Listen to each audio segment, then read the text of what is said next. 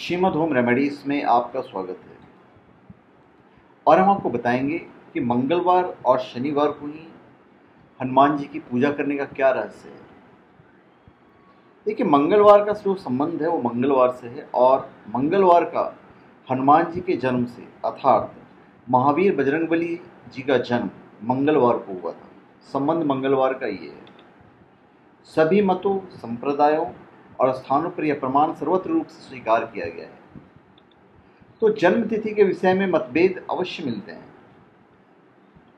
जैसे लिखा हुआ है, मेष संक्रमणम भानो संप्राप्ते मुनि सतमा पूर्णिमा खे तिथ्यो पुण्य चित्रा नक्षत्र संयुक्ते। अर्थात चैत्र मास की पूर्णिमा को जबकि सूर्य मेष राशि पर थे, तब चित्रा नक्षत्र में हनुमान जी का जन्म हुआ था।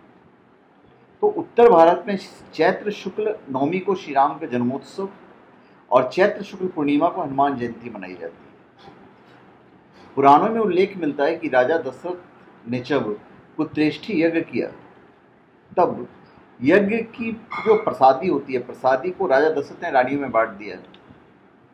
कैकेयी जो भाग मिला कैकेयी जी को, उस भाग को एक गिरधरी मादा गिद्ध कैकेयी के हाथ से झपट कर ले गई। सुदूर आकाश में उड़ते उड़ते वायु के प्रवाह से वह यज्ञ प्रसादी चरु गिरधरी से छूट गया।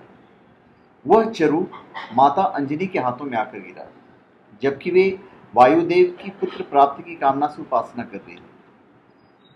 उधर राजा दशरथ की रानियां गर्भवती हुई और इधर माता अंजनी। उधर श्री राम का जन्म हुआ और इधर हनुमान जी का। जब गर्भाधान का समय कम अंतर पर हुआ, तो जन्म भी कम अंतर पर ही होना चाहिए। गर्भ काल में अधिक अंतर नहीं हो सकता। तुलसीदास जी कहते हैं, गीधहि दृष्टि अपार। गीध की गति और दृष्टि बहुत तेज होती है। तो अयोध्या से किष्किंधा तक पहुंचने में गिदनी को 4 से 5 दिन से अधिक समय तो लगा नहीं हुआ। और श्री राम और हनुमान जी के जन्म में भी इतना ही अंतर होना समुचित प्रतीत होता है। इसलिए चैत्र शुक्ल पूर्णिमा को हनुमान जयंती, मंगलवार को जन्मवार और चित्रा नक्षत्र हनुमान जी के जन्म नक्षत्र कहलाता है। कहीं कहीं चैत्र शुक्ला एकादशी को मघा नक्षत्र में हनुमान जी का जन्म बतलाते हैं और कहीं कार्तिक कृष्ण चतुर्दशी को अथवा कार्तिक पूर्णिमा को। परंतु चैत्र शुक्ल पूर्णिमा, चित्रा नक्षत्र और मंगलवार अत्यधिक प्रचलित है और मान्य भी है। कार्तिक कृष्ण चतुर्दशी को जन्म ज्योतिष की दृष्टि से इसलिए स्वीकार नहीं किया जा सकता क्योंकि कार्तिक में सूर्य तुला राशि में होते हैं। नीच राशिगत सूर्य में हनुमत जैसे तेजस्वी सूर्य प्रधान बालक का जन्म हो ही नहीं सकता। मंगलवार को जन्म होने के कारण हनुमान जी की पूजा आराधना, साज श्रृंगार, चोला परिवर्तन मंगलवार को किए जाते हैं। हनुमान जी मंगलवार को किए गए पूजा पाठ से अति प्रसन्न होते हैं। मंगलवार को हनुमान जी की सामान्य से अधिक पूजा पाठ करने से मंगल ग्रह की भी अनुकूलता बनी रहती है। झगड़े फसादों से रक्षा होती है। अत्यधिक आवेश पर नियंत्रण होता है। अग्नि संबंधी दुर्घटनाओं से रक्षा होती है। प्रतिस्पर्धा के क्षेत्रों में विजय मिलती है। जिन्हें मंगल ग्रह की अशुभ स्थिति में होने के कारण अथवा दशांतर्गत के कारण कष्ट मिल रहे हों, तो उन्हें मंगलवार को विशेष रूप से हनुमान जी की पूजा पाठ करनी चाहिए। मंगलवार को पूजा करने का आधार हनुमान जी के जन्म से लिया जाता है, लेकिन शनिवार को पूजा का क्या आधार है, यह भी मैं आपको बता देता हूँ शॉर्ट में। पहली बात तो कि मतांतर से कहीं कहीं शनिवार को हनुमान जी का जन्मवार माना जाता है। कहीं कहीं मतानुसार हनुमान जी सेवा भावी हैं और शनिदेव की सेवा भी भावना या अवसर देते हैं। तो एक रीजन ये है। अभी शनिवार की जो खासियत है वो ये है कि इस दिन शनिदेव का भी दिन है। एक बार जब सूर्यास्त होने वाला था, शांत वातावरण में शीतल मंद सुगंध पवन बह रही थी। हनुमान जी महाराज राम सेतु के समीप ही ध्यानस्थ होकर परम प्रभु श्री राम के मनमोहक झांकी की तरह आनंद ले रहे थे। ध्यान अवस्था में मग्न होने से बाह्य परिस्थितियों का आवास भी उन्हें नहीं था। ठीक उसी समय सूर्यपुत्र शनिदेव समुद्र पर टहल रहे थे और शनिदेव को अपनी शक्ति और पराक्रम का बड़ा अहंकार और चला था उस वक्त। उनके बाजू बाजू फड़क रहे थे। वे मन में सोच रहे थे कि मुझ में अपार शक्ति है, संसार में मेरा मुकाबला करने वाला कोई नहीं है। सामना करना तो दूर, मेरे आगमन की सूचना से बड़े बड़े दिग्गज भी कांप उठते हैं। मैं कहाँ जाऊँ, किसके पास जाऊँ जो मुझसे कोई युद्ध कर ले? मेरी शक्ति का कोई उपयोग नहीं हो पा रहा है। इस प्रकार विचार कर ही रहे थे कि उन्हें हनुमान जी नजर आ गए जो ध्यान भंग थे। उन्हें वज्रदेह हनुमान को पराजित करने का निश्चय किया।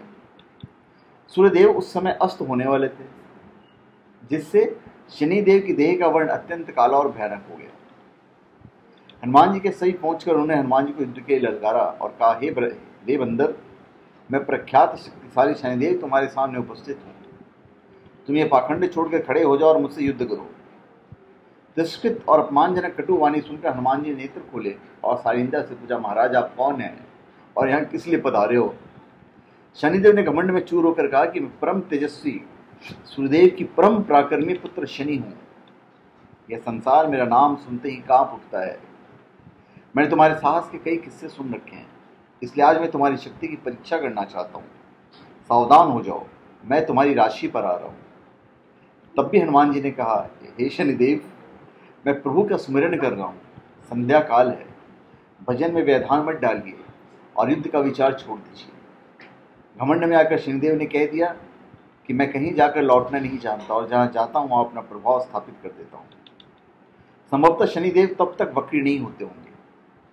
हनुमान जी पुनः शनिदेव को टालते रहे कि शनिदेव, मैं वृद्ध हो गया हूँ, क्यों मुझे परेशान कर रहे हो?